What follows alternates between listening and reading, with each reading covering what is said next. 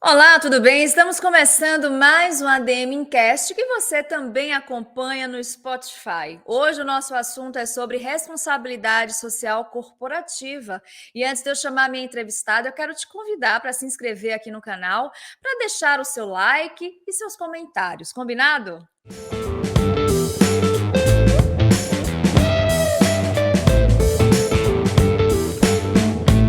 Vamos lá, né? Vamos receber uma especialista no assunto. Eu tenho um prazer de chamar a administradora Mônica Espadaro, ela que é diretora executiva no Instituto Alcoa. Tudo bem, Mônica? Seja muito bem-vinda. Eu tô bem, e você, Maria? Muito obrigada pelo convite. Imagina, a gente que agradece. Como eu falei, né? Você é uma especialista nesse assunto, responsabilidade social corporativa. Então, eu gostaria de começar o programa pedindo para você, para explicar mais detalhadamente o que é que significa esse assunto. Sim, eu entendo responsabilidade social corporativa como um conjunto de ações voluntárias da empresa para beneficiar ali a sua comunidade do entorno, a sociedade de uma forma geral, o meio ambiente, mas também o seu público interno. Então, são projetos, programas, iniciativas que visam, né, beneficiar tanto a população local, como seus funcionários, contratados, o meio ambiente, e projetos que requerem recursos financeiros e recursos humanos. São iniciativas que podem ser acompanhadas e depois os seus resultados mensurados e podem ser apresentados, né, para a sociedade como um todo.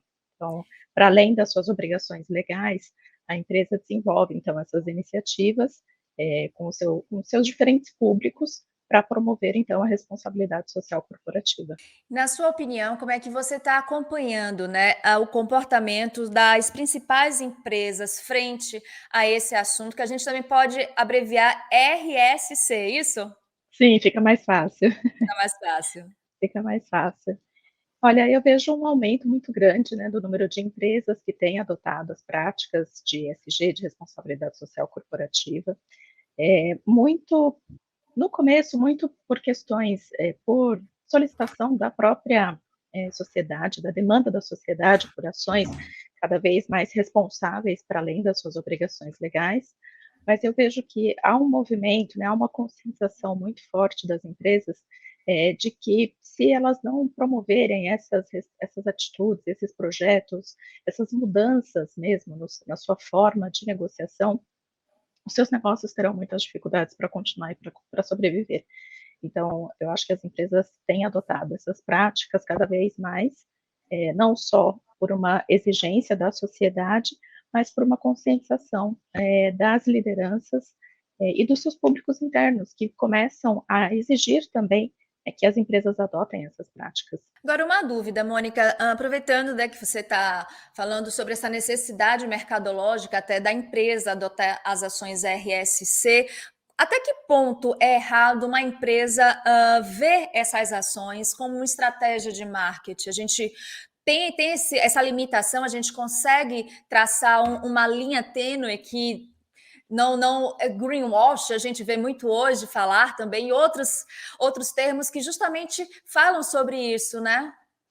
Exato, é uma linha muito tênue, né, mas eu acho que as empresas, elas estão sendo cada vez mais demandadas não só a realizarem essas ações, mas também a mostrarem os resultados dessas iniciativas, dar transparência para esse investimento que é feito e mostrar os resultados efetivos.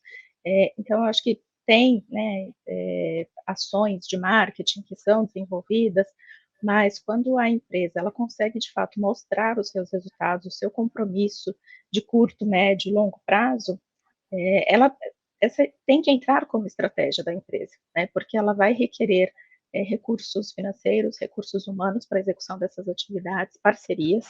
Então tem que entrar no plano estratégico da empresa como um todo e pensando no longo prazo também. Empresas, até através de alguns estudos que já foram apresentados, Mônica, elas aparecem como bem-sucedidas muitas vezes depois que aplicam, né, essas práticas, essas ações de responsabilidade social. Aí vem a minha pergunta: como é que é essa relação lucro e bem-estar social? Como é que esses dois termos podem se comunicar? A gente costuma ouvir uma frase muito que acabou sendo incorporada no dia a dia, né? A empresa só vai bem se a sociedade aceitá-la. Então, a empresa ela só pode, né, só vai conseguir ter lucro se ela for aceita pela sociedade, se ela tiver a sua licença social de operação concedida por essa sociedade. Então, a empresa que não atender aos requisitos legais e que não apresentar, né, essas outras iniciativas para a sociedade de uma forma como um todo, ela pode ter problemas para a sua operação, pode trazer riscos, né, para a sua operação e que vai acabar comprometendo seu resultado. Então, hoje, há uma vejo que há um movimento muito forte, né, das empresas que destinam a parte do seu lucro, parte do seu recurso para investir nessas ações, porque ela já enxerga que se não fizer isso, ela vai ter problemas para conseguir a sua licença social de operação. E como é que fica, Mônica, a cultura organizacional nesse processo, né? A gente sabe que mudanças estão acontecendo, as pessoas também, né, estão se modificando juntamente com a sociedade e as empresas, obviamente, seguem, né, essa modificação. Como é que uma empresa, diante de tantas transformações, consegue manter uma cultura sólida ou então transformar sua cultura de modo que, depois que passa essa fase de implementação, esses novos valores permaneçam? Eu acho que, assim, os valores, eles precisam ser muito sólidos, né, assim, valores que estejam incorporados pela alta liderança da empresa, incorporados por todas as pessoas que ali, né, trabalham, sejam funcionários diretos ou indiretos, contratados. Se a empresa conseguir construir, né, essa cultura baseada em valores como transparência, ética, independente do cenário que esteja enfrentando, ela vai sempre conseguir manter esse padrão. Então, questões como segurança, por exemplo, como eu já comentei, integridade, ética, se as pessoas incorporarem isso no seu dia a dia, eu acho que independente do momento que a empresa esteja vivendo, as pessoas vão continuar levando isso, vão continuar atuando dessa forma. Né?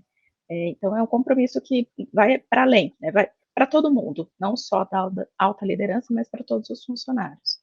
Muito bacana. A gente vai falar agora, dar um exemplo real, falar sobre a Alcoa, né? Você que é diretora executiva no Instituto Alcoa, gostaria que você falasse um pouco para a gente, Mônica, qual a importância do Instituto Alcoa nesses projetos de RSC da Alcoa, né? Da mineradora Alcoa. Fala para a gente qual o pilar que sustenta hoje o projeto de vocês. Sim, o Instituto Alcoa é uma das formas, né, em que a Alcoa atua aqui para o seu investimento social no Brasil. A Alcoa é uma empresa global que tem atuação em diferentes países. Tem a Alcoa Foundation, que é a Fundação Alcoa, né, que destina recursos para projetos também aqui no Brasil, mas para todos os outros países em que a empresa tem negócios, tem operação. E aí, aqui no Brasil, 33 anos atrás, a alta liderança da Alcoa optou por fundar o Instituto Alcoa e destinar um recurso para formar o seu fundo patrimonial. Então, para garantir, né, e naquela época eu acho que foi um pensamento muito inovador e muito diferente de outras empresas, né, que já começavam a atuar com responsabilidade social, mas foi uma forma de garantir, né, que o Instituto tivesse recursos para poder realizar os seus projetos e as ações, né, na sociedade, na comunidade, independente do resultado financeiro da empresa. Então, foi uma segurança, né, que a alta liderança da época pensou em dar para o Instituto, e hoje a gente tem esse aporte de recursos de forma constante, perene, nas comunidades ao redor da Alcoa. Então, a gente tem essa atuação nos municípios que a empresa tem operação, e acho que assim, foi muito importante, né, ter esse recurso garantido para que a gente pudesse desenvolver os projetos, especialmente nos momentos em que a empresa não tivesse recursos financeiros para isso. E aí a gente desenvolve projetos na área da educação, com foco no ensino fundamental e geração de trabalho e renda. Na sua opinião, qual seria o maior desafio, ou quais seriam os desafios da Alcoa na gestão, né, dessa cultura de vocês, onde vocês atuam, vocês buscam promover o bem-estar social, promover o bem-estar ambiental? Como é que isso funciona? Como é que vocês conseguem engajar a comunidade local, engajar os colaboradores? Como é que é esse ecossistema? Eu acho que é muito interessante, assim, a Alcoa tem traz muitas inovações nesse campo, né? Como eu comentei, 33 anos atrás, a alta liderança da empresa pensou em fundar o Instituto, em garantir que o Instituto tivesse recursos para apoiar projetos e programas, iniciativas, né, de valorização da comunidade. E a empresa vem, ao longo dos anos, se adaptando também a esse novo cenário, né, de demandas, exigências, solicitações da comunidade como um todo. Quando a empresa foi fundar, por exemplo, foi construir a unidade em Juruti, no Pará, que é a unidade mais recente, abriu todo um processo, né, de conversa, de diálogo com a comunidade, estabeleceu uma agenda positiva, investindo recursos para além das obrigações legais que exigiam né, das questões de licenciamento e além das iniciativas do Instituto Alcoa e da Alcoa Foundation também. E para além disso, né, a empresa criou ali uma estratégia de sustentabilidade junto com os principais atores ali do município para formar o seu tripé de sustentabilidade. Esse tripé foi constituído por indicadores, por um fundo que financia até hoje projetos e também a questão da formação, né, de um espaço de diálogo que hoje se transformou num instituto próprio, que é o Instituto Juruti Sustentável. Então, a empresa adotou essa prática, fez esse modelo, né, de diálogo com a comunidade e que hoje é seguido por muitas outras empresas que estão chegando, né, nos territórios, que estão começando ali a sua construção, a conversa com a comunidade, com a sociedade. Então, é um modelo bastante inovador. E, apesar, né, de ser uma empresa com mais de 50 anos de atuação aqui no Brasil, a Alcoa tem muito dessa característica, né, de estar sempre inovando, de transformando, é o nosso propósito, né, que é transformar o potencial em progresso verdadeiro. E eu acho que a gente vive muito isso mesmo no dia a dia da empresa. Inclusive, eu ia falar, né, uma empresa de 50 anos, como é que vocês continuam se inovando, né, diante de tantas transformações? Como é esse processo de aprendizado da Alcoa? Eu acho que tem que ter muita flexibilidade, né, partindo da alta liderança, e eu enxergo muito isso, de poder se atualizar e poder trazer essas inovações para a empresa, para os seus negócios, mas principalmente para as suas pessoas. A gente tem um valor dentro da empresa que é cuidar das pessoas, então está sempre muito atento a isso, né, as questões especialmente de inclusão e diversidade, promovendo essas iniciativas para que a Alcoa represente cada vez mais a sociedade como um todo. Então, são uma série de iniciativas que a empresa vem promovendo, sempre com esse olhar atento, né, para dar as mesmas oportunidades para todas as pessoas, e sempre trabalhando muito forte essa questão dos seus valores. A gente está falando da Alcoa, uma empresa de grande porte, mas a gente está sendo assistido, Mônica, por pequenos empreendedores, pequenos empresários que também querem tornar seus negócios mais responsáveis. Por onde é que eles devem começar esse projeto? Olha, hoje eu acho que as empresas têm acesso a uma série de iniciativas, né, que já têm muito sucesso, seja em empresas grandes ou de médio porte, ou mesmo pequenas empresas. Há grupos, né, hoje que as empresas podem buscar, né, e que ali com certeza vão encontrar modelos de atuação de acordo com o seu perfil, né, então um deles é o Ethos, que é o Instituto Ethos, que promove uma série de iniciativas voltadas para a questão da sustentabilidade, mas olhando para as empresas, né, e aí traz uma série de guias, de materiais que podem auxiliar as empresas. E também, né, as empresas que querem começar as suas iniciativas de responsabilidade social corporativa podem fazer reuniões, conversas de benchmarking, bate-papo com outras empresas que já têm atuação para começar as suas ações. Então, dá para começar de forma mais tímida, pequena, com poucos recursos ou às vezes até sem recurso mesmo, né, com a dedicação das pessoas, da equipe, trazendo iniciativas que vão começar a mobilizar os seus funcionários, começar a engajá-los nessa causa, e a partir daí levar iniciativas para a comunidade em que ela está ali inserida. O importante é ter iniciativa, né? E ter vontade, né? É isso que é muito Vontade, importante. exatamente. E você, Mônica, sempre quis trabalhar nessa área de responsabilidade social? Como é que começou o seu contato nessa área? Começou ainda na faculdade, eu me formei em administração pela Universidade Presbiteriana Mackenzie. O tema do meu trabalho de conclusão de curso foi sobre responsabilidade social corporativa. E aí eu não vou contar em que ano foi, mas foi já há algum tempo. E esse tema ainda estava começando, né, nas empresas, ainda era um assunto incipiente.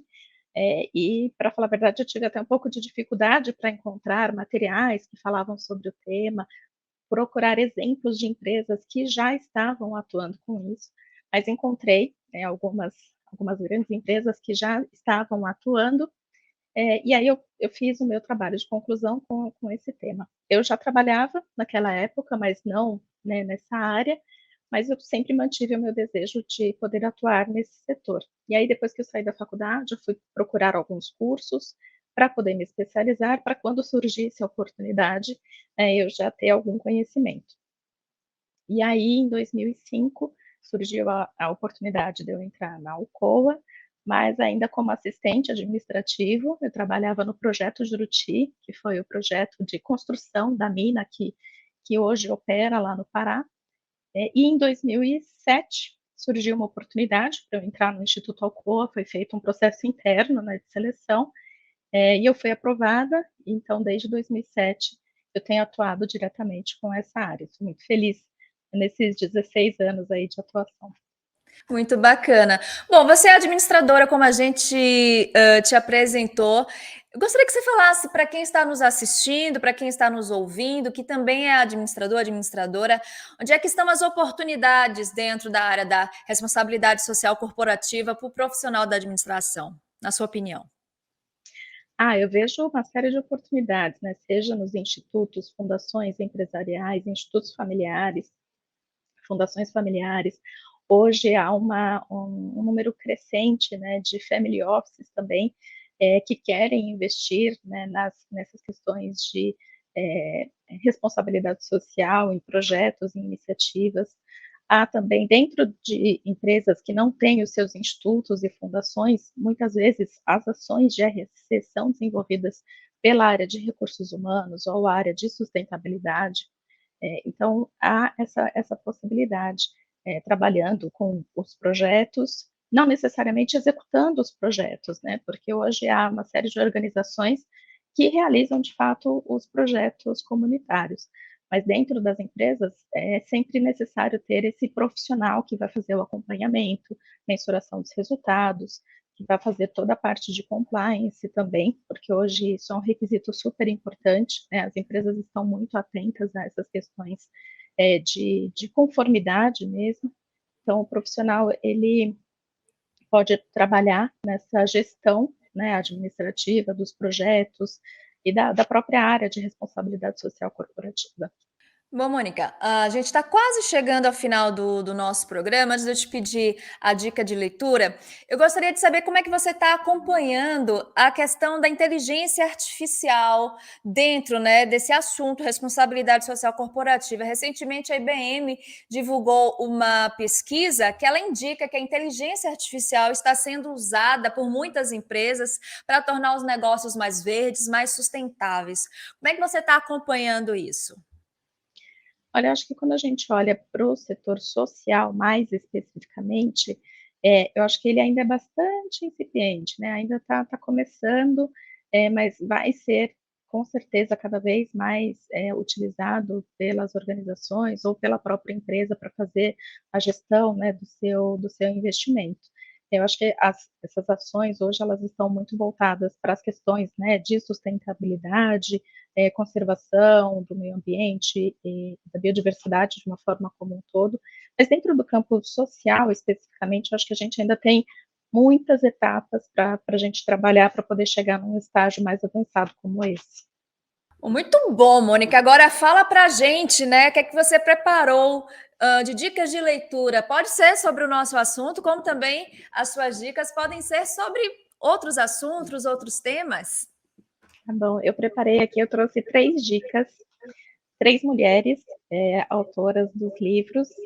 O primeiro deles é o Faça Acontecer, escrito por Sheryl Sandberg, executiva do Facebook. Então, ela fala, né, da trajetória, da carreira dela, e de como foi, como a questão de ser mulher executiva, né, como isso impactou na vida pessoal dela, enfim.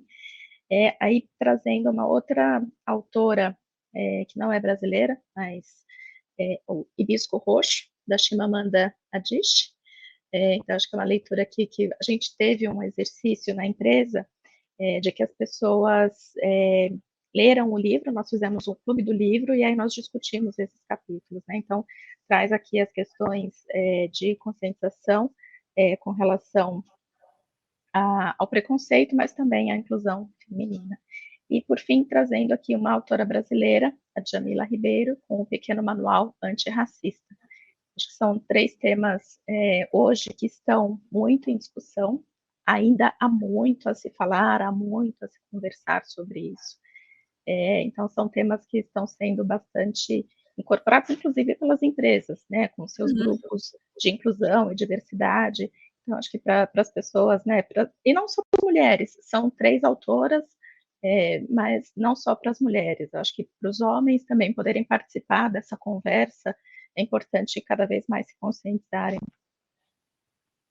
Exatamente. Bom, Mônica, eu gostaria de te agradecer mais uma vez por você estar aqui com a gente, suas dicas. Espero que vocês leiam as dicas muito preciosas da Mônica. E, Mônica, quem quiser te acompanhar depois aqui do nosso programa, onde é que te encontra? Bom, eu estou no LinkedIn, podem me adicionar, me convidar lá, eu estou como Mônica Espadaro, fácil de me localizar, ou então colocar Mônica Instituto Alcor, fica mais fácil que não conseguir colocar o sobrenome. Mas estou lá no LinkedIn e vou ficar muito feliz em receber, né, as mensagens de quem está aqui acompanhando hoje o episódio. Muito bacana, Mônica. Mais uma vez, muito obrigada pelas dicas, muito obrigada por esse bate-papo. E eu espero que vocês comentem aqui no nosso vídeo o que é que vocês acharam, né, sobre o nosso assunto, o que é que vocês acharam sobre o nosso programa. E eu espero todos vocês no próximo ADM Encast. Muito obrigada para você que está nos ouvindo e que está nos assistindo. Espero todos no próximo programa. Tchau, tchau.